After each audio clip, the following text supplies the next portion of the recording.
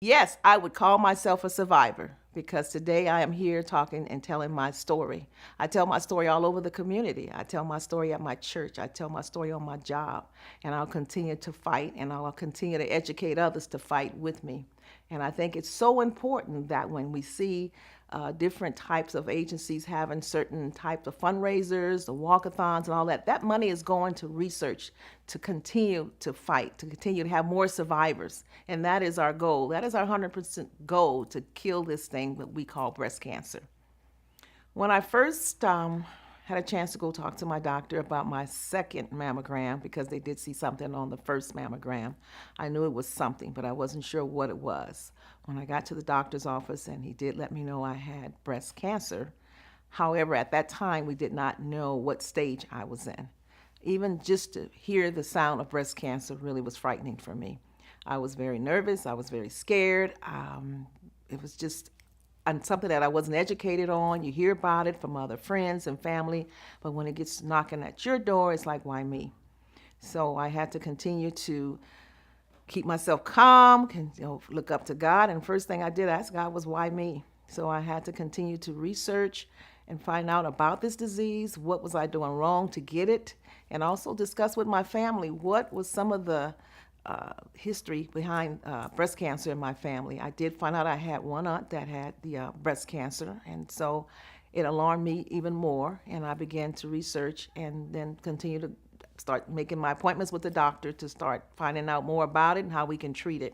When I was in the midst of my storm and I was in that bed and I didn't want to get up, one morning I continued to pray to God, and I said, Lord, I want you to save me. I want you to help me. And the first thing that came to my mind was, you got to get up and take that first step. You got to make it happen. And so that's what I did. I got up and I said, I'm going to beat this thing and I'm going to fight it, and I'm going to fight it to the end. And I'm so glad I did. I'm so glad I didn't give up. I'm just so glad that I'm able to talk and tell my story today. And I always used to ask God, why me? But I know why now, because he used me as a vessel to help others. And that is my purpose in life today, to help and educate others. Today is my story. I believe that what I went through, that storm I went through, was my test. And my test, it generated my testimony. So I am happy to incorporate in my life service to go out and educate my people about mammograms. Because after all, that's how I found out what I had was breast cancer, and it was in stage 1. During the year of 2005, when I found out I had breast cancer, that was the first year they had digital cameras on the mammogram machine. So it was caught early. I didn't feel anything, didn't know I even had it until I had the mammogram. So today I am continuing to educate other people, at my church, the community, and wherever else I can fit in. And now I am an ambassador for Susan G. Komen, and I go out and I educate folks. Look what you're eating, pay attention to your diet, pay attention to your exercise. But the most important thing I feel is to pay attention to your stress life and to stay happy and just let all that go, trust God, and know that he's got you.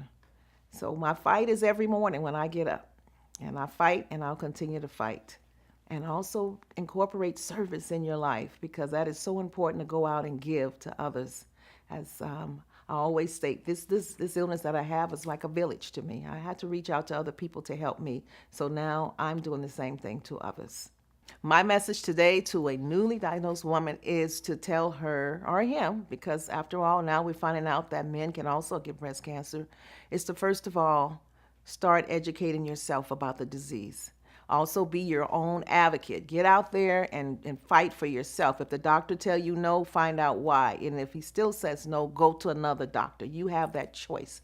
That choice is in you to go out and do the research and find out about this disease.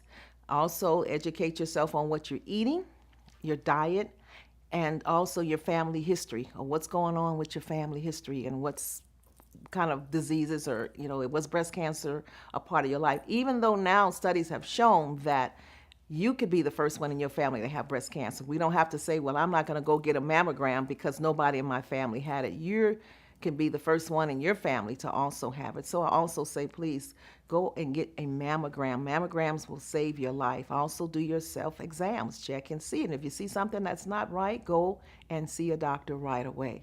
We don't want you to sit home and be nervous and wait, because it could be worse. Let's get in there and get it taken care of. Also, there's a lot of different agencies out there, including myself. You know, a Susan G. Komen ambassador, I would be happy to come out and speak to you as well, and be your comfort guide, and sit with you and hold your hand and discuss with you about the illness and my story and what I went through.